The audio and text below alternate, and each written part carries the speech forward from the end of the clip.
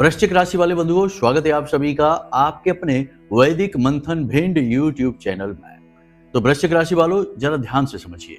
भूत प्रेत, टोना टोटका, तंत्र मंत्र, नजर, किसी भी प्रकार की तांत्रिक क्रिया, अभिचार कर्म यदि आपके ऊपर कर दिया गया है तो इसके बारे में आपको पता भी नहीं चलेगा जब तक कि बहुत देर नहीं हो जाएगी।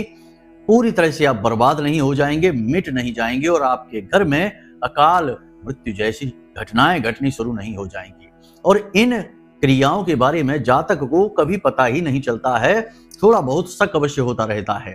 तो अब हो ये रहा है कि आज के समय में जबकि जमाना इतना खराब हो चुका है कि लोग एक दूसरे की खुशी देखना ही नहीं चाहते हैं, दिन रात साथ में उठते बैठते हैं, तब भी एक दूसरे की खुशी नहीं देखना चाहते हैं, एक दूसरे की जड़ें खोदने में लगे हैं और दूसरे के सुख से ज्यादा दुखी हैं, अपने दुख से नहीं। तो ऐसे में ये क्रियाएं बहुत अधिक हो रही हैं। तो किसी भी प्रकार की क्रिया को समाप्त कर देने की ताकत रखती है यह एक छोटी सी चीज।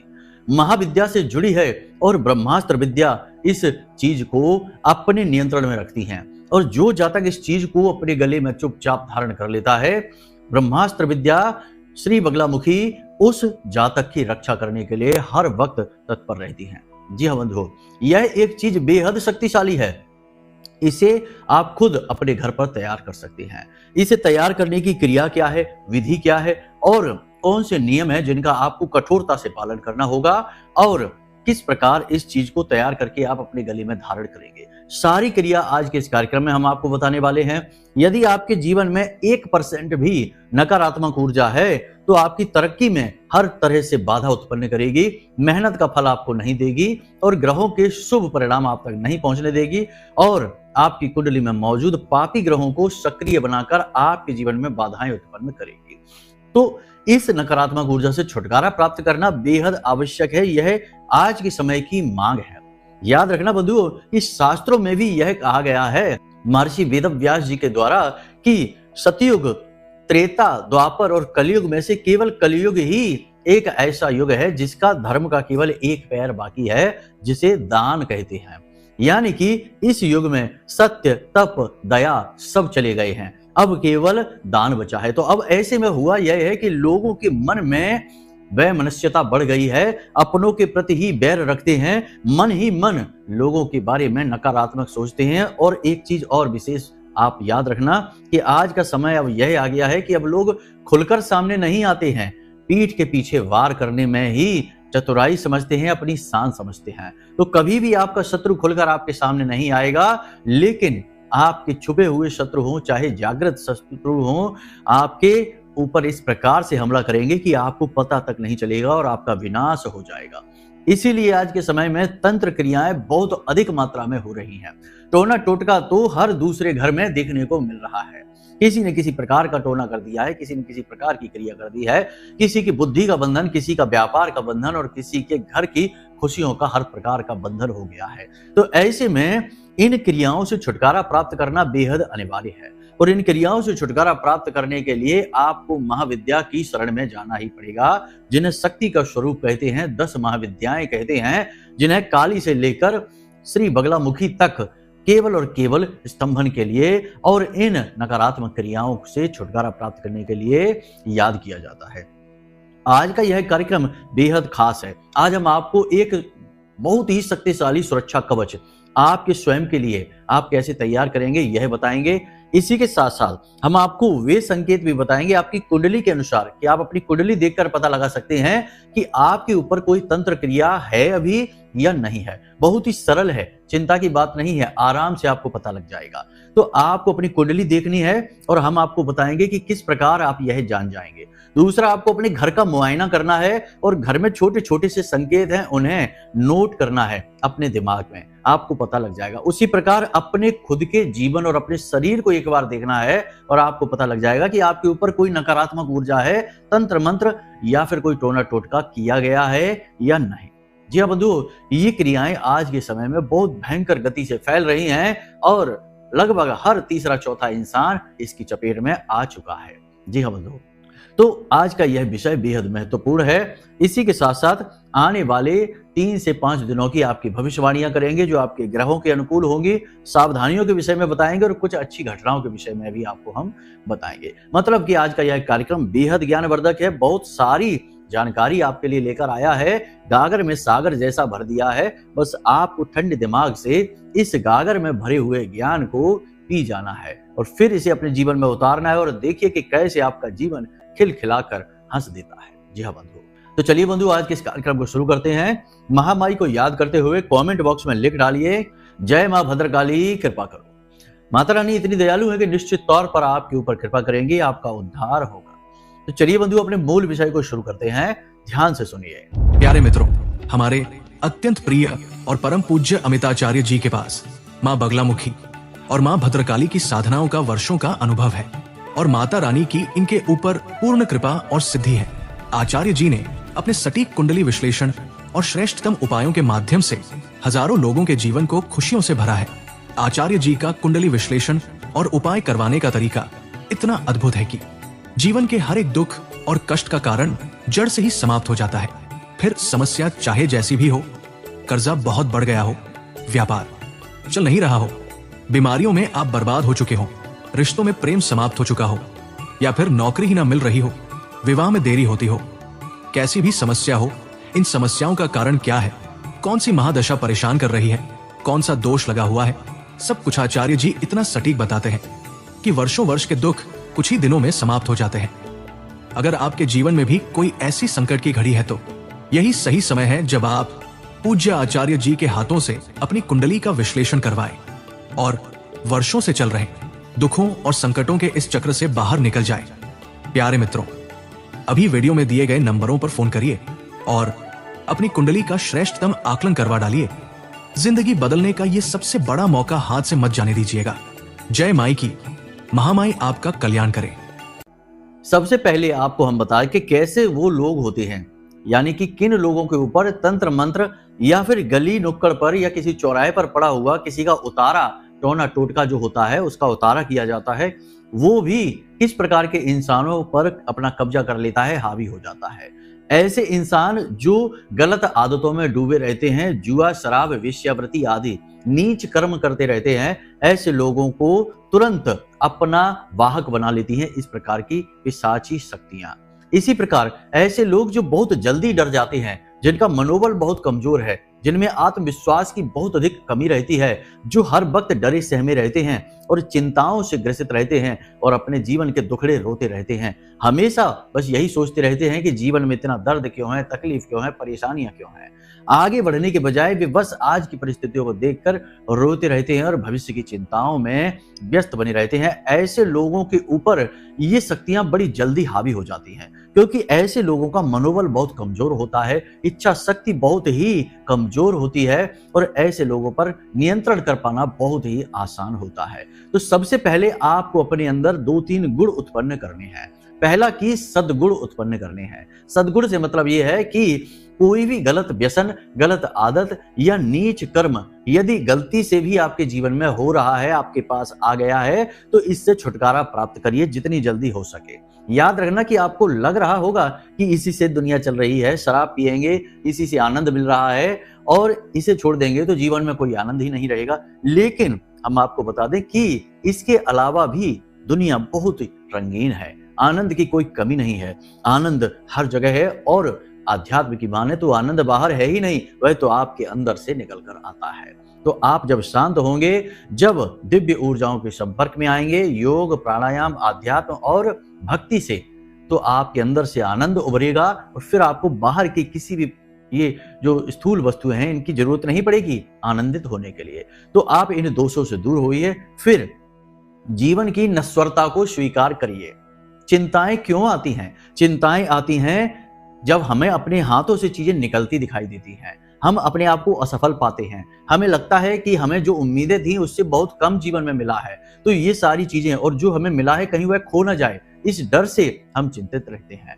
इसी डर से हमारा आत्मविश्वास कमजोर हो जाता है और मनोबल भी कमजोर हो जाता है, क्योंकि भय, डर एक ऐसा पिशाच है जो आपको आगे तो कभी बढ़ने नहीं देगा, जहां आप खड़े हैं वहीं पर आपको जमा देगा। तो तो कहने का मतलब यह है कि जो भी चीज आपके जीवन में है, आपने घर, गाड़ी, बंगला, रिश्ते नाते, जो भी कुछ आपने इस संसार में आकर कमाया है या पाया है, चाहे आपकी मेहनत हो, चाहे आपका भाग्य हो, चाहे आपको विरासत में मिला हो, लेकिन ये सारी चीजें हैं तो नश्वर ही, यही है और यही छूट जाएंगी। आपके साथ ना तो आई है और ना ही जाएंगी।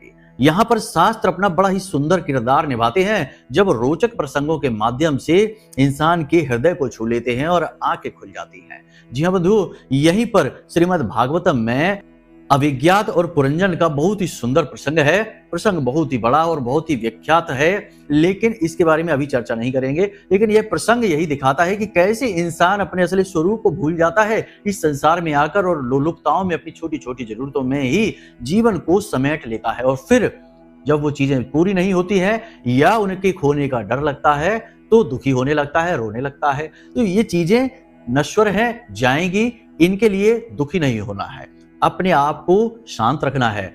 और जब आप अपना आत्मबल बढ़ाएंगे तो आप देखेंगे कि जो डर आपको लग रहे थे वो कितने निरर्थक और व्यर्थ थे। याद रखना कि जो जाना है वो चला जाएगा, उसे कोई रोक नहीं सकता, और जो आपको मिलना है वो मिलकर ही रहेगा, उसे भी कोई रोक नहीं सकता है। ये हमारा भाग्य है। हानि लाभ जीवन मरण, यश अपयश विधि हाथ। समझिए, तो ये सारी चीजें हैं, इनको समझना पड़ेगा, अपने बौद्धिक बल को बढ़ाना पड़ेगा और आध्यात्मिक होना पड़ेगा। जितना आप अध्यात्म से दूर रहेंगे उतने ही दुखी रहेंगे। करोड़ों की दौलत कमाकर भी आप सुखी नहीं हो सकते हैं।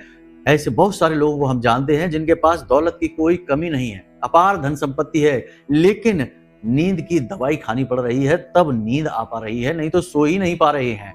ऐसी बुरी हालत में जीवन है, क्योंकि पूर्ण रूप से भौतिकता में डूब चुके हैं और अपने स्वरूप को भूल चुके हैं, आध्यात्मिकता से दूर हैं, जानते ही नहीं कि कौन है। तो बस ये समस्या होती है। तो इस तरह आत्मबल कमजोर हो जाता है एक भोगी का, लेकिन एक योगी का आत्मबल सर्वोच्च होता है। तो विरक्ति की भावना रखिए, योगी स्वभाव अपनाइए, भोगी नहीं। ठीक है, यहां तक चीजें समझना बहुत जरूरी है। एक सबसे महत्वपूर्ण बात आपको हम बता दें कि कोई भी उपाय आपके ऊपर कार्य ही तब करता है जब आपका आत्मबल ऊंचा होता है। कमजोर और कायर स्वभाव है यदि आपका, जरा सी बात में डर जाना, रोने लगना, बिलखने लगना, शिकायतें करने लगना, तो कोई उपाय और क्रिया भी आपके ऊपर फलित नहीं होगी, क्योंकि आपकी स्वयं की ऊर्जा पूर्ण नकारात्मक है। तो फिर कोई पॉजिटिव एनर्जी आपको कैसे पॉजिटिव कर पाएगी जब आपके अंदर से ही नेगेटिव एनर्जी निकल रही है। बिल्कुल उसी प्रकार से कि जो मोबाइल है पूरी तरीके से खराब हो चुका है, डेड हो चुका है, तो आप उसमें कितना भी चार्जर लगा दो वो चार्ज नहीं होगा, ऑन नहीं होगा, क्योंकि वह अब डेड हो चुका है, उसके अंदर ऊर्जा समाप्त हो चुकी है। वैसे ही आपका आत्मबल, मनोबल भी होता है। तो बस इस तरीके की भावनाएं अपने दिमाग में रखिए। अब एक सबसे बड़ी ट्रिक आपको बताते हैं कि रोज जब आप सुबह सोकर जागें तो कम से कम 10 से 15 मिनट के लिए अपने ही बिस्तर पर नित्य कर्म से मुक्त होने के बाद बैठ जाइए, या जमीन पर बैठ जाइए, कहीं भी। स्नान करने की आवश्यकता नहीं, कुछ भी करने की आवश्यकता नहीं है। बस आंखें बंद करके 10 से 15 मिनट के लिए आंखें बंद करके बिल्कुल निष्क्रिय अवस्था में बैठ जाइए। शरीर से एक भी हरकत नहीं करनी है, पलक भी नहीं झपकानी है, आंख खोलनी नहीं है, उंगली भी नहीं हिलानी है। आप जितना हो सकते हैं उतना निष्क्रिय होकर बैठने की कोशिश करिए। उस वक्त शुरुआत में आपको ऐसा लगेगा कि ये क्या हो रहा है, जरूरत क्या है इस सब की, मन भटकेगा, आपको भी बहकाएगा और आपको ये बेवकूफी का कार्य करने नहीं देगा, कहेगा ये काम बिल्कुल बेकार है, बेवकूफी का है, क्या करना है। उठो, अपने फोन को देखो, देखो कितने नोटिफिकेशन आए हैं, प्लानिंग करो कि आज दिन भर क्या करना है। ये सारी चीजें दिमाग आपका कहेगा, मन कहेगा आपका, क्योंकि मन आपको बैठने ही नहीं देगा, क्योंकि जैसे ही आप बैठेंगे ध्यान में मन कमजोर पड़ने लगेगा। तो भला कोई कमजोर क्यों होना चाहेगा। तो वैसे ही तो आपको बैठना है। शुरू में 2 4 5 दिन आपको तकलीफ होगी, 5 मिनट ही आप बैठ पाएंगे और ऊब जाएंगे, लेकिन धीरे धीरे जब आप अभ्यास करेंगे तो 15-20 मिनट और आधे घंटे। अगर कोई व्यक्ति आधे घंटे तक आंख बंद करके निष्क्रिय अवस्था में बैठ सकता है, ध्यान अवस्था में, मेडिटेशन में, तो दुनिया का कोई तंत्र उसका कुछ नहीं बिगाड़ सकता। उसके आसपास पॉजिटिव एनर्जी का एक ऐसा ऑरा बनेगा, एक ऐसा ऊर्जा चित्र बनेगा कि कोई नकारात्मक ऊर्जा, टोना टोटका, तंत्र मंत्र क्रिया उसका बाल भी बांका नहीं कर पाएगी। उसने अपनी खुद की ऊर्जा को इतना उन्नत कर लिया है। ये छोटा सा सूत्र है जो हमने आपको दे दिया है, इसे जीवन में जरूर उतारिए, लाभ आपको स्वयं महसूस होंगे। ठीक है, अब बात करते हैं आपकी कुंडली की। तो कुंडली को आप अच्छी तरह से देखिए। अगर आपके पास अपनी कुंडली है, चार्ट निकालिए, लगन को देखना है।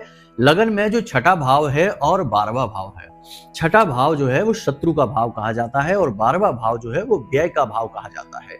12वें भाव में जातक खर्च करता है। क्या खर्च करता है? अपना समय, अपनी ऊर्जा, अपना धन, अपने रिश्ते नाते व्यवहार, सब कुछ अपना जीवन ही खर्च कर रहा होता है।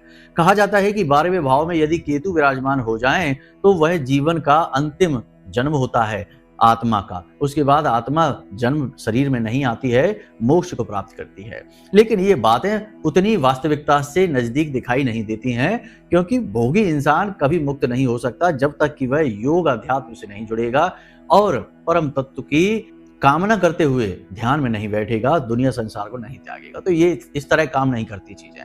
तो फिलहाल आपको अपनी कुंडली का 6वां भाव और 12वां भाव देखना है।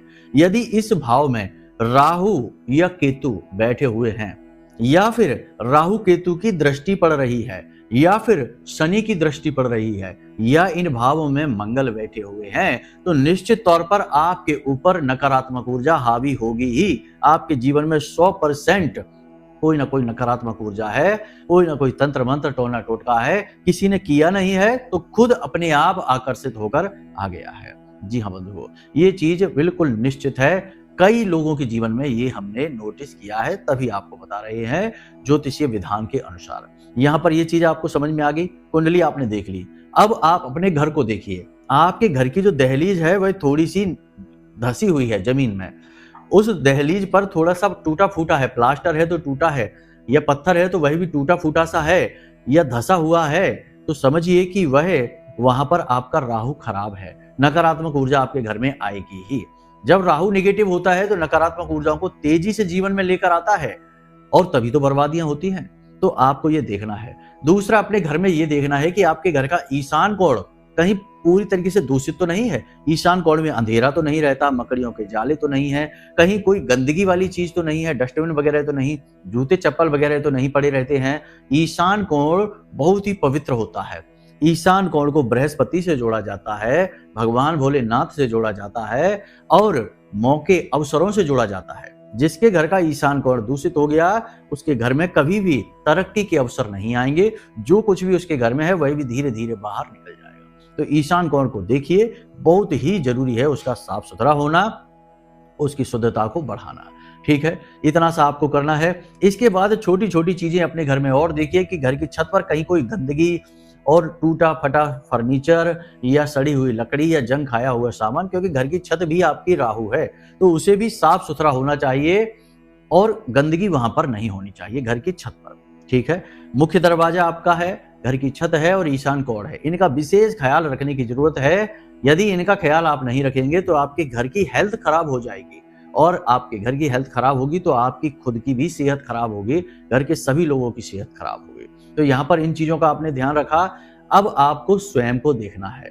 अगर पिछले कुछ दिनों से, यानी 10-15 दिन या 1-2 महीने, 2-4 महीने से ऐसा हो रहा है कि आपकी सेहत लगातार गिरती जा रही है, आप कितना भी अच्छा खाना खा लें आपको लगता नहीं है, आपका चेहरा पीला पड़ता जा रहा है, अगर आपकी आंखों से चमक गायब होती जा रही है, दिन भर आलस आपके ऊपर हावी रहता है, काम करने की इच्छाएं नहीं होती हैं, तरह तरीके की आवाजें आपको सुनाई देती हैं, खास तौर से जब आप सोने जा रहे होते हैं उस वक्त सपने में उल्टी सीधी चीजें दिखाई देती हैं, गंदी चीजें भी दिखाई देती हैं, और नकारात्मक पिशाची चीजें भी दिखाई दे सकती हैं। इसी के साथ साथ यदि आपको नींद अच्छी नहीं आती है, अपने ही काम में मन नहीं लगता है, कोई आपसे कितनी भी अच्छी बात कहे आपको उसकी बात अच्छी नहीं लगती है, और अपने ही रिश्ते नातों से आपको चिढ़ जैसी होने लगी है, तो निश्चित तौर पर कोई नकारात्मक शक्ति, कोई बंधन, कोई तंत्र मंत्र आपके ऊपर हो चुका है। आप बिल्कुल इसके शिकार बन चुके हैं। तो ये चीजें हैं, आपको अच्छी तरीके से समझनी चाहिए। अब यहां तक आपने समझ लिया, अब समझिए कि कैसे आप इनसे मुक्ति प्राप्त करेंगे। बहुत ही छोटा सा उपाय है, सोमवार के दिन से आप करिए स्वयं की इन नकारात्मक ऊर्जाओं से मुक्ति के लिए। सोमवार के दिन से आपको ये करना है, ध्यान से सुनिए। आपको सरसों के तेल में रुई की एक बाती बनाकर डुबा देनी है। बाती आपको लंबी बनानी है, ठीक है। लंबी बाती आपने बनाई, सरसों के तेल में डुबाई। अब उस बाती को आप अपने सिर के ऊपर से ऐसे घुमा कर ले जाएंगे और इसको पैरों से छुआते हुए और सीधा घुमाएंगे, उल्टा नहीं, ठीक है, उतारा नहीं है ये। तो ऐसे ले जाकर पैर के नाखून के अंगूठों से और नाखून से छुआते हुए और अपने सिर पर ऐसे 7 बार इसको घुमाएंगे, ठीक है। अपने शरीर का पूरा फेरा करेंगे। 7 बार इसे घुमाने के बाद इसे अपने घर के बाहर निकाल कर, दरवाजे के बाहर निकाल कर इसे जला देना। आप देखेंगे कि आपके ऊपर कोई तंत्र मंत्र नकारात्मक ऊर्जा है तो संकेत तो हमने बता ही दिए, एक संकेत और बता देते हैं कि ये जो बाती है ये जब जलेगी तो इसमें से चट चट की आवाज आएगी, तेज आवाजें आएगी और ये बाती ऐसा लगेगा जैसे छटपटा रही है, टेढ़ी मेढ़ी हो सकती है, पलट सकती है और इसमें से तेज आवाजें आएंगी, कभी कभी दुर्गंध भी आती है, लोगों ने ऐसा बताया है। तो ये अगर आपके साथ हो रहा है तो समझ जाइए कि ये तंत्र क्रिया है, भयंकर आपके ऊपर कर दी गई है, बंधन है आपका। तो इस क्रिया को आपको लगातार 7 दिनों तक करना है, ठीक है। आप सोमवार से इसको शुरू करिए, प्रतिदिन रात्रि के समय यह क्रिया आपको करनी है, सूर्यास्त होने के बाद, ठीक है। रात्रि में पहले ये क्रिया आपको करनी है। दूसरा कि अपने घर का शुद्धिकरण, तो घर में जो आप पोंछा लगता है पानी से, उस पानी में समुद्री नमक थोड़ा सा आप मिलवाइए, थोड़ी सी फिटकरी आप मिलवा दीजिए, ठीक है। ये 2 चीजें। इसी के साथ साथ आप अपने घर के हर एक कोने में लौंग का एक एक जोड़ा रखिए, ठीक है। लौंग का एक एक जोड़ा, और इस लौंग जोड़े को 3 दिन के लिए वहीं रखा छोड़ दीजिए, ठीक है। 3 दिन तक वहीं रखा रहेगा। उसके बाद इसे उठाइए और अपने घर के दरवाजे के बाहर ले जाइए और भीमसेनी कपूर रखिए, उसके ऊपर लौंग का ये जोड़ा जो आपने रखे हैं, यानी 4 कोनों से 8 लौंगे हो गए, 4 जोड़े हो गए। तो ये लौंगे आपको उस कपूर के ऊपर रखनी है और इसे जला देना है। ये क्रिया आपको प्रतिदिन करनी है, मतलब कि हर 3 दिन में करनी है और लगातार करनी है। लगभग 7 बार ये क्रिया आपको करनी है। इससे आपके घर की नकारात्मकता दूर हो जाएगी, आपकी स्वयं की नकारात्मकता दूर हो जाएगी। अब बात करते हैं उस कवच की। माता बगलामुखी से जुड़ा हुआ यह कवच है। शनिवार के दिन यह क्रिया होगी। बाजार जाना, पूजा पाठ की दुकान पर, और वहां से हल्दी की माला लेकर आना। हल्दी की माला और एक छोटा सा ताबीज, ठीक है। अब हम आपको बताने जा रहे हैं इस क्रिया के विषय में। इसमें मंत्रोच्चारण करना होगा। मंत्रोच्चारण की आप बिल्कुल भी टेंशन न लेना। बहुत से ज्ञानी आ जाएंगे कि दीक्षा नहीं ली है तो कैसे उच्चारण करें, मंत्रोच्चारण के लिए गुरु होना आवश्यक है। तो गुरु और मंत्र दोनों हम आपको दे रहे हैं। गुरु हम आपको बन जाते हैं क्योंकि हम आपको ज्ञान दे रहे हैं, आपको यह मंत्र दे रहे हैं। तो गुरु कुछ समय के लिए हम बन जाते हैं और उस मंत्रोच्चारण के समय में आपको हम कहते हैं कि कोई परेशानी नहीं होगी।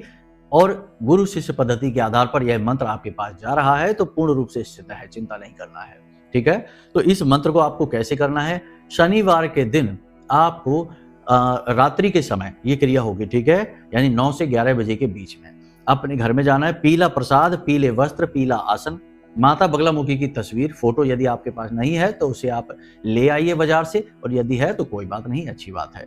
अब आपको रात्रि के समय माता की चौकी लगानी है, पीला वस्त्र बिछाना है और उस पर माता को विराजमान करना है। उसके बाद आपको पंचोपचार से माता की पूजा करनी है, प्रसाद, धूप, दीप, नैवेद्य आदि से पूजा करनी है। उसके बाद आपको हल्दी की जो माला आप लेकर आए हैं, हाँ एक बात और है कि कुछ पीली सरसों के दाने भी आप वहीं रख लेना, ठीक है, पीली सरसों के दाने। अब आपको वहीं बैठकर जो माला आप लेकर आए हैं उसी माला से इस मंत्र का उच्चारण करना है। कम से कम 3 माला का जाप करना है, अधिक से अधिक 9 माला का कर सकते हैं। मंत्र बहुत बड़ा है, 36 अक्षरी मंत्र है और पहले से ही सिद्ध मंत्र है। ये पहले दिन ही अपना कार्य करना शुरू कर देगा, ठीक है। तो इस मंत्र का उच्चारण करना है। मंत्र आपके मोबाइल की स्क्रीन पर आपको दिखाई दे रहा है। बोल देते हैं हम, ओम ह्लीम बगलामुखी सर्वदुष्टानाम वाचम मुखम पदम स्तंभय जीभाम कीलय बुद्धिम विनाशय ह्लीम ओम स्वाहा, ठीक है। इस प्रकार इस मंत्र को आप उच्चारण करेंगे। मोबाइल की स्क्रीन पर है मंत्र, स्क्रीनशॉट ले लेना और गलत उच्चारण नहीं करना, ठीक है। एक हल्दी की उस माला से 3 माला आप जाप कर लेना। यह आपका एक अनुष्ठान हो गया। अब आप जो ताबीज लेकर आए थे उस ताबीज में पीली सरसों भर लेना, वही वाली, ठीक है, जिसको आपने सामने रखकर और ये मंत्र उच्चारण किए थे। उस सरसों को उसी ताबीज में भर लेना और ताबीज को बंद कर लेना, ठीक है। अब इस ताबीज को धागे की सहायता से इस हल्दी की माला में बांध लेना है, ठीक है, धागे की सहायता से। अब इस हल्दी की माला और ताबीज को माता बगलामुखी के चरणों में रख देना है। रात भर के लिए रखे रहना है। सारी चीजें ज्यों की त्यों रहेंगी और आप वहां से जा सकते हैं सोने के लिए।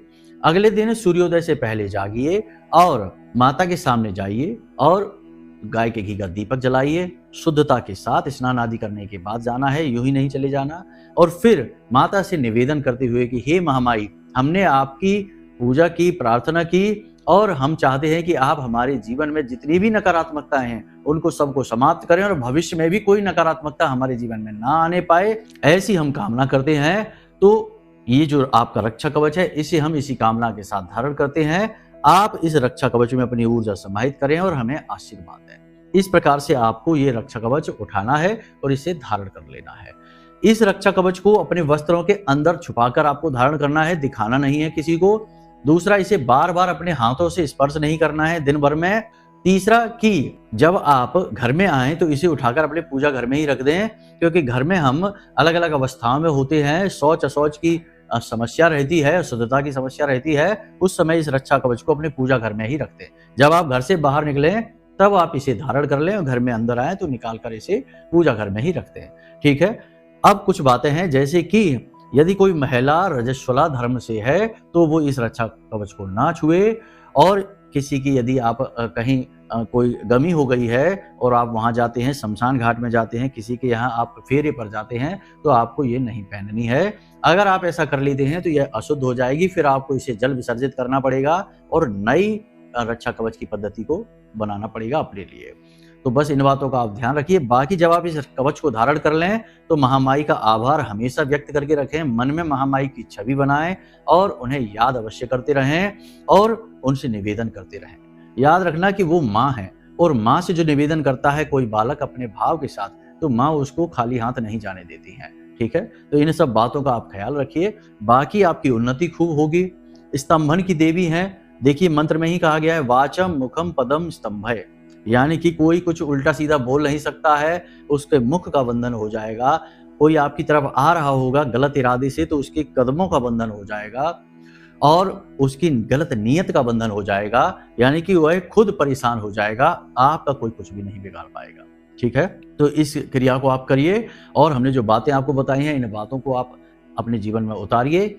और जब आप इस कवच को धारण करें तो नकारात्मक चीजों से दूर रहिए। शराब नहीं पीना है, मांसाहार नहीं करना है, गलत लोगों के साथ उठना बैठना नहीं है, अपने काम से काम रखना है, अनुशासन के साथ जीना है और नैतिकता के सारे नियमों का पालन करना है। व्यभिचार और परस्त्री गमन आदि के बारे में सोचना भी नहीं है। ठीक है। बस इन नियमों का पालन करिए, आपकी रक्षा स्वयं महामाई करेंगी और आपका कोई बाल भी बांका नहीं कर पाएगा। और आने वाले 6 महीने आपकी जिंदगी के सबसे बेहतरीन महीने होने वाले हैं, इस बात की हम गारंटी देते हैं।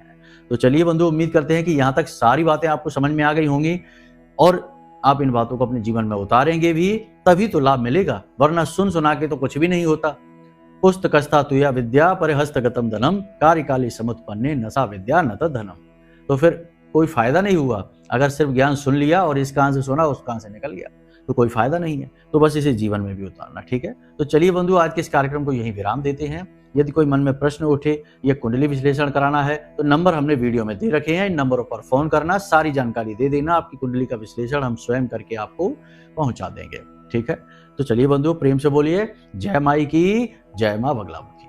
महामाई आपका कल्याण करेंगी। धन्यवाद। हमारे प्रिय और परम पूज्य आचार्य जी ने अपनी साधनाओं के अनुभवों पर आधारित शक्तिशाली उपाय और क्रियाओं के माध्यम से हजारों लोगों के जीवन को पूरी तरह से बदला है। आचार्य जी के द्वारा बताया गया हर एक उपाय इतना सटीक और कारगर होता है कि जो भी इसे पूरे भाव के साथ कर लेता है उसे साक्षात महामाई की कृपा और आशीर्वाद प्राप्त हो जाती है। इसलिए निसंकोच इन उपायों को पूरे भाव के साथ करिए, आपका कल्याण होगा। जय माई की।